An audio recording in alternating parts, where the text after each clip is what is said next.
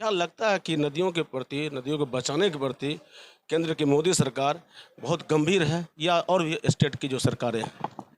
देखिए, माननीय मोदी जी ने गंगा के लिए नमक नदियों के किनारे दाह संस्कार की परंपरा रही, अंतिम संस्कार जिसको कहते हैं। और जब दाह संस्कार किया जाता है तो उसका जो अवशेष है वो गंगा में या नदी में विसर्जित कर दिया जाता है। इसके कारण भी पानी प्रदूषित हो रहा है। आप क्या अपील करना चाहेंगे? सरकार क्या इसको लेकर कोई आने वाले समय में नीति बनाएगी उसमें उसमें सरकार की नीति कि गंगा नदी को प्रदूषित होने से कैसे बचाया जाए आपकी नज़रों में? भारत नदियों का देश है और यहाँ गंगा नदी प्रमुख नदी है जो लगभग 2500 किलोमीटर की यात्रा करके खाड़ी मिलती है उत्तराखंड के गंगोत्री से। गंगा समग्र, जिसके अध्यक्ष भी यहाँ पर हैं अमरिंदर कुमार सिंह उर्फ लल्लू जी, और एमएलसी हैं बिहार विधान परिषद के सर्वेश जी, लगातार अभियान चला रहे हैं कि किस तरह से गंगा नदी को प्रदूषित होने से बचाया जाए। बिहार सरकार ने सिमरिया में लगभग 112 करोड़ की लागत से विकास करने की घोषणा की है। तो सर, हम सवाल करेंगे आपसे कि गंगा नदी को प्रदूषित होने से कैसे बचाया जाए आपकी नज़रों में? ये सरकार के स्तर पर भी और समाज के स्तर पर भी एक जागरण का विषय है। समाज के स्तर पर कि हम गंगा को प्रदूषित नहीं करें, और सरकार के स्तर पर लगातार STPP plant, water sewerage treatment plant लगाए जा रहे हैं। और निश्चित रूप से जब ये जागरूकता आ जाएगी कि हम खराब जल को गंगा में न गिराएं तो वो पानी साफ होगा।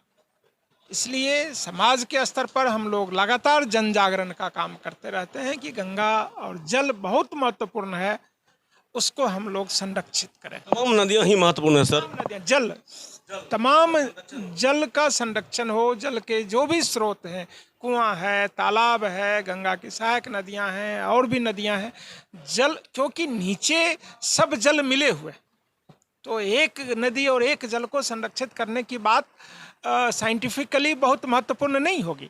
तो संपूर्ण जल स्रोत को संरक्षित करने का ये अभियान है। नदियों के किनारे दाह संस्कार की परंपरा रही, अंतिम संस्कार जिसको कहते हैं। और जब दाह संस्कार किया जाता है तो उसका जो अवशेष है वो गंगा में या नदी में विसर्जित कर दिया जाता है। इसके कारण भी पानी प्रदूषित हो रहा है। आप क्या अपील करना चाहेंगे? सरकार क्या इसको लेकर कोई आने वाले समय में नीति बनाएगी?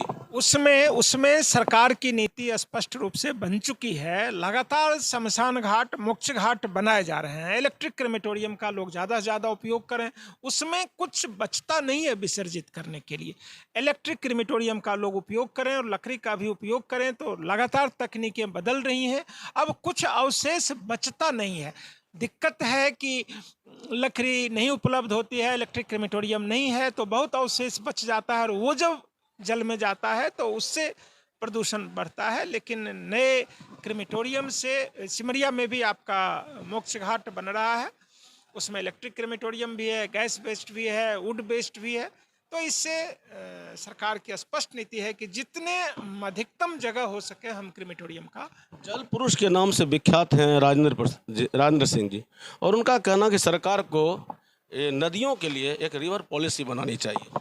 हमारे भारत के माननीय राजेंद्र सिंह जी हों या जल पर काम करने वाले तमाम लोग हैं, जल को संरक्षित रखना जीवन को संरक्षित रखने का पर्याय है। जल को हर हाल में संरक्षित रखना है और इसके लिए पॉलिसी बनना है। लेकिन ये अकेले सरकार का विषय नहीं है, ये समाज का विषय है। सर, मोदी जी चुनाव में गंगा का खूब जिक्र करते हैं। क्या लगता है कि नदियों के प्रति, नदियों को बचाने के प्रति केंद्र की मोदी सरकार बहुत गंभीर है या और भी स्टेट की जो सरकारें हैं? देखिए, माननीय मोदी जी ने गंगा के लिए नमामि गंगा परियोजना शुरू की, 20,000 करोड़ रुपए का फंड एलोकेट किया और यूपी, और लगातार रिपोर्ट्स आ रहे हैं कि गंगा में जो डिजॉल्व ऑक्सीजन है, डिजॉल्व ऑक्सीजन के क्वांटिटी में लगातार इम्प्रूवमेंट हो रहा है। मोदी सरकार के प्रयत्नों के फलस्वरूप गंगा का जल बेहतर हो रहा है। एक ये विषय। दूसरा विषय मैं फिर जोड़ता हूँ, गंगा समग्र है।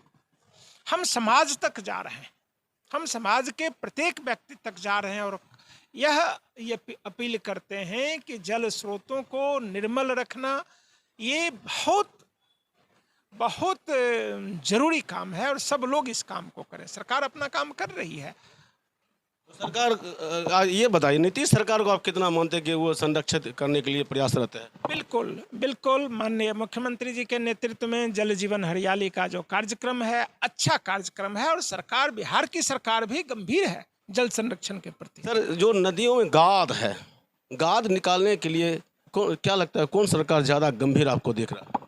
सरकारें गंभीर नहीं है सही, ये यह काम करता कौन है? सरकार तो शराब बंद कर दी, लेकिन शराबी तो मिलते हैं अभी। तो किनारे से बालू बंद कर दिया काटना, फिर भी बालू कट रहा है। तो गाद जब किनारे से हम जब बालू उपलब्ध करा लेंगे तो हम गाद निकालने वाला काम करके बालू कहाँ ले जाएंगे? तो सरकार को ये पॉलिसी बनानी पड़ेगी कि जो बीच में गाद बने हुए हैं, जो गाद का टीला बना हुआ है, उस गाद तक पहुँचने का पथ बनाना, और वहाँ से सरकार जैसे लाल बालू बेचती है उस तरह से उस गाद को बेचने का काम करे, अपने आप निकल जाएगा वो। कौन करेगा ये? ये काम करेगी सरकार, कौन सरकार? राज्य सरकार करेगी। और केंद्र सरकार की कोई जिम्मेवारी है? सरकार की कोई जिम्मेवारी नहीं है। स्टेट गवर्नमेंट के बीच जहां तक पास करती है, जिस स्टेट से जो नदी पास करती है वो नदी उस स्टेट की होती है और उसके किनारे का अधिकार स्टेट का होता है। जी, ये जरूरी है कि गाद सबसे पहले निकले वहाँ से? बिल्कुल बिल्कुल निकलना चाहिए। गाद नहीं निकली तो नदी भी उसका इवापोरेशन रेट भी बढ़ रहा है, और दूसरा कारण वो रास्ते बदल रहे हैं। ये रास्ते बदलने के कारण कटाव होता है, और कटाव के कारण गांव उजड़ रहे हैं। खेत, अच्छे खेती करने वाले खेत के ऊपर में बालू का जमाव हो रहा है।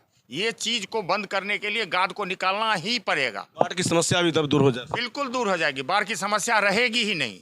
एक अपील करना चाहूँगा, जल संरक्षण, वायु संरक्षण की बात हुई, सिमरिया का सौंदर्यीकरण हो, सिमरिया का आध्यात्मिक विकास हो, सिमरिया एक पर्यटन स्थल के रूप में विकसित हो, सिमरिया लोगों की आस्था का केंद्र बने, सिमरिया को बिहार का एक मॉडल आध्यात्मिक पर्यटक स्थल के रूप में विकसित करने में हम सब लोगों से अपील करते हैं कि सब लोग सिमरिया के विकास में योगदान करें। और हमारे साथ थे एमएलसी सर्वेश कुमार और समग्र गंगा समग्र के राष्ट्रीय अध्यक्ष अमरेंद्र कुमार सिंह उर्फ लल्लू जी।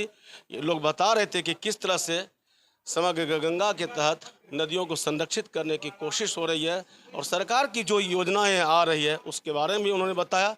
और इसी दौरान ये पता चला है कि अब सिमरिया को एक बेहतर मुकाम मिलने जा रहा है, तीर्थ स्थल के रूप में। वहाँ घाटों का निर्माण होगा और तमाम तरह का ऐसा निर्माण होगा जो आने वाले समय में सिमरिया पर्यटक स्थल के रूप में विकसित हो सके। खबर पोस्ट के लिए विजय कुमार।